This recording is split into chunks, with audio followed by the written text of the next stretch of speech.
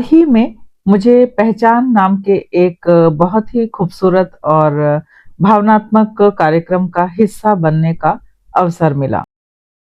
पहचान सिर्फ एक सांस्कृतिक प्रस्तुति नहीं थी, बल्कि हमारी भाषा, संस्कार और जड़ों से जुड़ने की एक खूबसूरत कोशिश थी।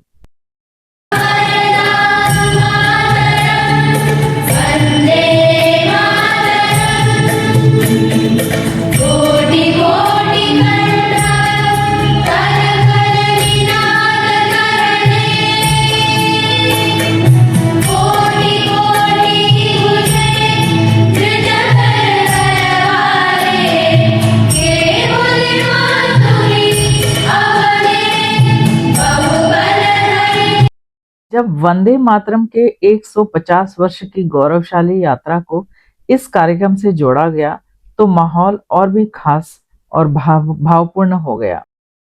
खास बात रही स्कूल के बच्चों की शानदार प्रस्तुति। जिस आत्मविश्वास और उत्साह के साथ इन बच्चों ने मंच संभाला, वह वाकई देखने लायक था।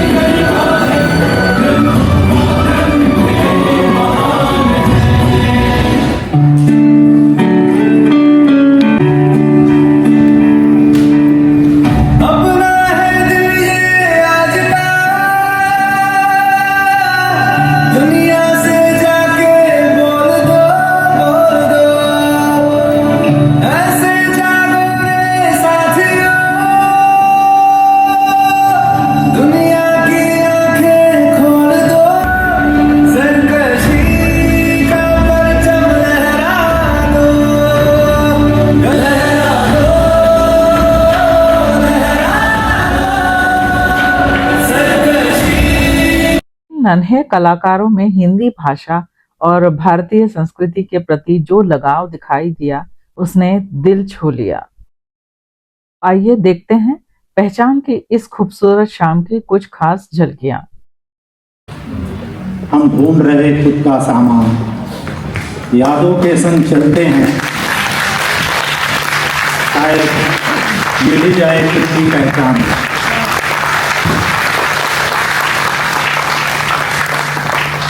क्या आपको पता है इस हॉल में कितनी कुर्सियां हैं? लगभग 400। और आपको ये तो मालूम ही होगा कि मंडे की छुट्टी है, मतलब लॉन्ग वीकेंड। अब आप कहेंगे कि इन दो बातों का क्या कनेक्शन है? कनेक्शन है। शुभकामनाओं से भरी ये 400 कुर्सियां आपके प्रेम और भरोसे का साक्षात प्रमाण है। और हम इस प्यार के लिए आपके दिल से आपका शुक्रिया अदा करते हैं और कोशिश करेंगे कि आपके भरोसे पर खरे उतरें और ये प्यार बेइंतहा जारी रहे, यूं ही सालों साल, साल दर साल। गिटार पर मेरे स्टार कलाकार अजीत के साथ हम सब आपका अभिनंदन करते हैं और तालियों के साथ एक दूसरे का स्वागत करें।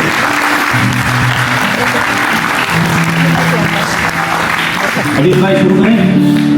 भाई आपका इंट्रोडक्शन।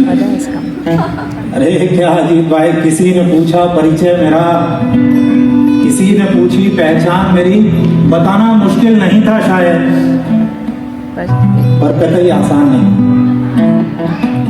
क्योंकि एक अंतर्द्वंद से भ्रमित हूं मैं, कुछ आत्मबोध से ग्रसित हूं मैं खुद से खुद ही परिचित नहीं हूं, मैं वर्तमान में एक अतीत हूं। कई राह धरी, कई दिशा चला, कभी भीड़ में कभी अकेला, ढूंढता खुद का अस्तित्व। पहचान छोटा सा शब्द है पर मायने बड़े हैं, और जीवन के साथ पहचान की भी अपनी यात्रा होती है, जो इसे कई पड़ावों से लेकर इसे इसका आकार देती है। पहचान नाम से, परिवार से, शिक्षा, पेशा, आय, देश, काल, परिस्थिति, और पर इन सब बातों से ऊपर एक सबसे बड़ा सवाल खुद को जानने का। इस सफर को आगे ले जाने के लिए हमारे साथ आपके गाइड रत्नों के ईश रत्नेश, स्वागत कीजिए। एक शहर हो गया जिसे हम जानते थे, तो एक शहर हो गया जिसे हम जानते थे, एक पहचान हो गई जिसे दो घर जानते थे। इस चमचमाते देश में आकर सभी अहम हो गए, अब हम भी तो वो न रहे जिसे कभी हम जानते थे। हम माइग्रेशन के मारे लोग। अब देखिए साहब, सुनने का कोई तरीका नहीं होता, बस एक मन होता है। जैसे किनारे सुनते हैं लहरों को, मैं उम्मीद करता हूं कि आप भी हम सबको ठीक वैसे ही सुन रहे होंगे जैसे एक मन सुनता है किसी प्रार्थना। हम माइग्रेशन के मारे हैं। अब देखिए, जो जहां का है उनमें से कोई भी वहां का नहीं है। यहां बैठा हर शख्स कहीं ना कहीं और का है, और ये कहीं और से निकलकर वापस फिर वहीं पर ना पहुंच पाना, ये हमारे समय की सबसे दयनीय घटना है। Is it correct? तो अब देखिए, अब जरा सोचिए कि वो सबसे महंगी चीज जो हम खो सकते हैं वाकई है क्या? आपके गले में पड़ी वो मोटी सी चेन, या वो महंगा सा फोन जिससे आप मेरी शायद वीडियो ले रहे हैं, या फिर आपके हाथों की ये महंगी सी घड़ी? बिल्कुल नहीं। वो सबसे महंगी चीज जो हम खो सकते हैं वो है आपसे आपका होना, आपकी पहचान। मैं रेणुका जी को देख पा रहा हूं, मैंने एक बार उनसे पूछा, नहीं इसको उल्टा करते नहीं तो बुरा मान जाती बात। उन्होंने मेरे से पूछा कि आखिर आपकी पहचान है क्या? तो मैंने बड़ा सोचा, तो ध्यान में है कि स्कूल में मुर्गा बनाया गया, कॉलेज में गधा बता दिया गया, साइंटिस्ट लोगों ने हमें बंदर तो कब का प्रूफ कर ही दिया, बड़ी जरूरी सी थी मेरी डिस्कनेक्ट होने के लिए। कभी कभी हम शब्दों के साथ टाइम ट्रेवल भी कर लेते हैं इसमें। ओके, तो इस घर के अलावा हमारी पहचान का एक और अहम हिस्सा होता है, एक पिलर जो हमारी पहचान होते हैं, वो है हमारे माता पिता, हमारे पेरेंट्स। अब माँ के बारे में तो काफी कुछ लिखा, पढ़ा, सोचा, समझा, महसूस किया गया है, पर पिताओं के बारे में बातें जरा अक्सर कम होती है। वो कहते हैं कि जो सबको संभालने वाले होते हैं उन्हें संभालने वाले अक्सर कम लोग होते हैं। और जब तक मैं सिर्फ एक बेटे के रूप में था, मुझे ये चीजें जरा कम समझ आती थी, लेकिन जब से खुद बाप बना तब समझ आता है कि एक पिता से भी कितना कुछ छूट जाता है। ये जिम्मेदारियां निभाते निभाते छूट जाता है बच्चों को हर वक्त खिलखिलाते हुए देख पाना। माँ सुनने के पहले पापा पापा पापा पापा दिन भर ये सुन पाना, माँ से पहले उन बच्चों के आंसू पोंछ पाना, बच्चों को बड़े होने पर गले से लगा पाना, कितना कुछ छूट जाता है। और शायद ये जो छूट जाता है वही एक पिता को कठोर और एक माँ को कोमल बनाता है। वाह, इतने लोग एक साथ। चलिए मैं शुरू करता हूँ।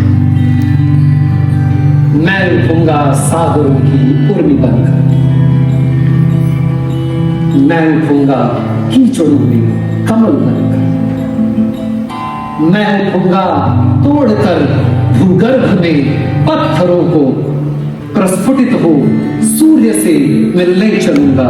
मैं उठूंगा, मैं उठूंगा, मैं उठूंगा। चलिए मैं आपको ले चलता हूं एक युवा की सिंगापुर प्रवास के उस सफर पर जिसको शायद आपने भी महसूस किया है। वह सफर, वह उड़ान जहां देश और शहर को बदल गए, पर उसकी सांसों की मिट्टी की खुशबू उसके दिल में हरदम बसी हुई। वह लाडला जिसका सारा काम उसकी मम्मी, चाची और दादी किया करती थी, वह आज एक वीजा लेकर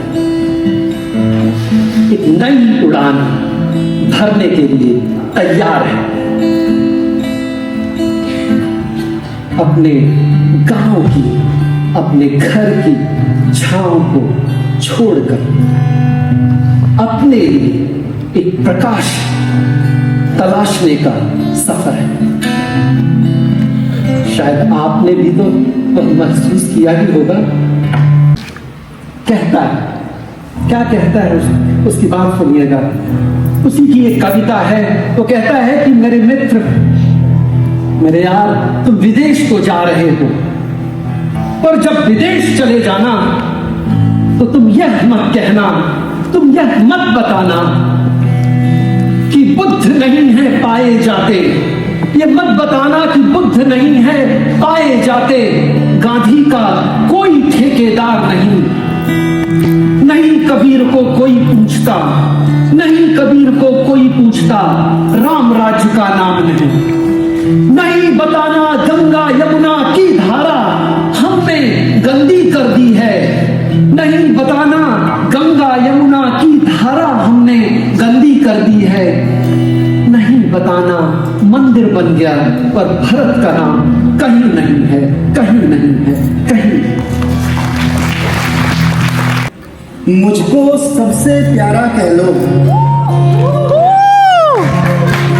अरे मुझको सबसे प्यारा कह लो या आंखों का तारा कह लो, इतना हक तो बनता ही है कि खुद को आप हमारा कह लो।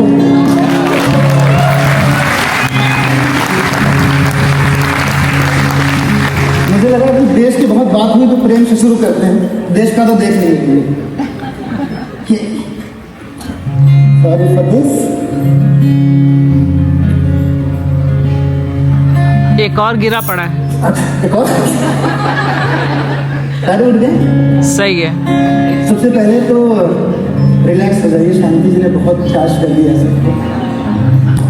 इस सिंगापुर के बेशकीमती लॉन्ग वीकेंड की शाम जिसका हम सालों से इंतजार करते हैं, जब आपके पास जौहर बारू से लेकर फुकेट तक के हजारों ऑप्शंस थे, आपने उन सारे ऑप्शंस को छोड़कर हमारा साथ चुना, हमें समय दिया, दिल से। मनोज भाई कहाँ है? मनोज सिंह, आवाज थोड़ी आ गई मनोज भाई की। इतने बच्चों को लाए कहीं तो होंगे। मनोज भाई, प्रेरणा जी, रीना जी, ये MPS के हिंदी के टीचर्स हैं। ये अपने साथ जेंजी की एक फौज लेके आए हैं। मुझे डर था मीटिंग करेंगे लोग, ये जानते हुए कि यहाँ कोई टेलर स्विफ्ट या द वीकेंड का शो नहीं चल रहा। ये बेचारे फिर भी इनके बहकावे में यहाँ चले आए। मैं इनकी बहादुरी को सलाम करता हूँ। ऑन ए सीरियस नोट, हमारे इस परफॉर्मेंस के बाद आपको इतना तो पता चल जाएगा कि अपनी बात को कहने के लिए हिंदी भी अंग्रेजी की तरह खूबसूरत भाषा है। बस फर्क, ताली का मौका दूंगा, बस फर्क सिर्फ इतना है कि अंग्रेजी या बाकी भाषाओं को संभालने के लिए उनके बहुत लोग हैं यहाँ, हिंदी को संभालने के लिए आज मैं हूँ, कल ये जिम्मेदारी आप पर रहेगी। ढेर सारे कम्युनिटी पार्टनर्स हैं, संध्या जी ने सबका जिक्र कर ही दिया है। उनको बस यही कहूँगा कि आपकी वजह से ये हॉल बेहाल नहीं बल्कि खुशहाल है, और अगर आप न होते तो टिकट बेचते बेचते हम 4 में से एक आध कभी शहीद होकर सेल्समैन के रूप में। और आखिर में अर्चना जी, हिंदी सोसाइटी और डीएवी की बहुत सी टीचर्स यहाँ पर आई। उनसे मैं सिर्फ इतना कहना चाहूंगा कि इस मंच पर ये जो साहित्य, कहानी या कविताओं की इमारत या खूबसूरत महल हम खड़ी कर रहे हैं ना, वो इस भरोसे पर खड़ी कर रहे हैं कि ऐसे ही किसी टीचर ने क ख ग की नींव ईंट में रखी थी। तो ये महल जितना हमारा है उससे कहीं ज्यादा हमारे सारे टीचर्स का है। एक बार मैं चाहूंगा सभागार जोरदार ताली से।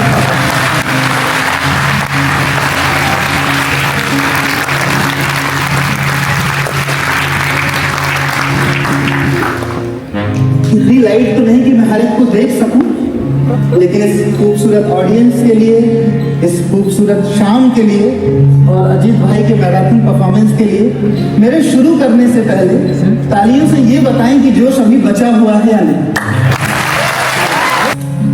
अच्छा, सबसे पहले मैंने सुना कि अमितेश भाई आए, स्वभाव से भी थोड़ा गंभीर हैं, आत्मा की बात कर रहे थे। हमने सोचा अमितेश भाई आप शुरू में ही जाएं। रत्नेश उम्र में भी छोटे हैं, घर के छोटे भाई की तरह हैं, चुलबुले भी बहुत हैं। यहाँ रहकर भी सपनों में अपने आंगन के नीम की डाल ढूंढते हैं। और शांति जी तो मतलब क्रांति, रामायण छोड़ा है सुल्तानपुर में और मंदिर मंदिर राम को ढूंढ रहे हैं। अगर देखा जाए तो ये सारे, हम सारे इन छोटी छोटी चीजों की वजह से अपनी पहचान तलाशते हैं। और हम प्रवासियों की तलाश में एक और ट्विस्ट, एक तरफ एक मायका जहां जन्मे, जहां बड़े हुए, वो हमेशा कूल रहा है। एक तरफ ये ससुराल जिससे मान और सम्मान है, कम वक्त हमेशा गेंदा फूल रहा है। और एक तरफ ये सवाल कि हम हैं कहाँ के और हैं कौन, ये हमेशा इन दोनों के बीच झूल रहा है। तो अगले 20 मिनट में मेरी कोशिश रहेगी कि एक प्रवासी की जीवन की पूरी यात्रा से होकर चलते हुए 20s, 30s, 40s, 50s से हम इस तलाश को पूरी करने की कोशिश करें। और दिनेश भाई रिलैक्स होकर बैठिए, क्योंकि मेरी इस आखिरी परफॉर्मेंस के बाद पहचान की तलाश पूरी हो ना हो, समोसे और चाय की तलाश पूरी हो, ये मेरी गारंटी है। अच्छा, पोहा बात करिए।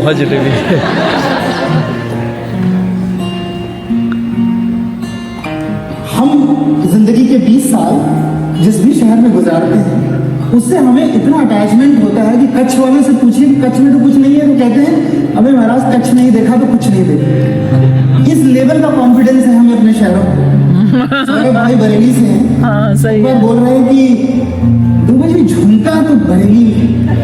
मैंने कहा तो देश की सारी लड़कियां बताशा लटकाए घूम रही है, अगर सारा झुमका बरेली से लगा। ये तो हिंसा की बात नहीं कर रहे हैं। मिर्जापुर के प्रतेश भाई कहते हैं, मैंने ऐसे ही मजाक में कह दिया कि सर पहाड़ी जमीन है, उपजाऊ नहीं है। महाराज अब लोहा फेंकिए, कट्टा बनी निकलता है। मतलब देख रहे हैं।